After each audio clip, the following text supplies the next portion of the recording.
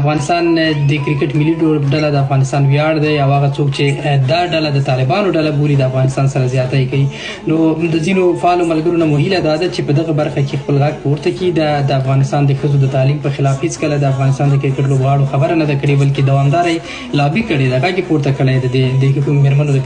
زده کړو په اړه باندې. نو د انګلستان دی او که د انګلستان ترڅنګ استرالیا ده، بل څوک دی په دغه کرکټ په لوبډله باندې گزار د افغانستان په یو ویاړ باندې گزار دی چې په ډیر مشقت سره په ډیرو سختیو سره دوی راپورته شوي دي او یو نهایت ښه لوبډله په دنیا کې رامنځته کړې ده. او ترڅنګ که خدای مکړه د افغانستان کرکټ ځپل کیږي، معنی دا ده چې ځوانان به په ځای د چې کرکټ ته مخه کړي، ورزش وکړي، د افراطي ډلو ښکار به ګرځېږي. او موږ په یو وروستۍ لیکنه کې یادونه هم کړې ده چې د افغانستان د میرمنو لپاره هم دا یو تفریح ده چې دوامداره ډول کرکټ ګوري، د کرکټ د لوبغاړو سره مینه لري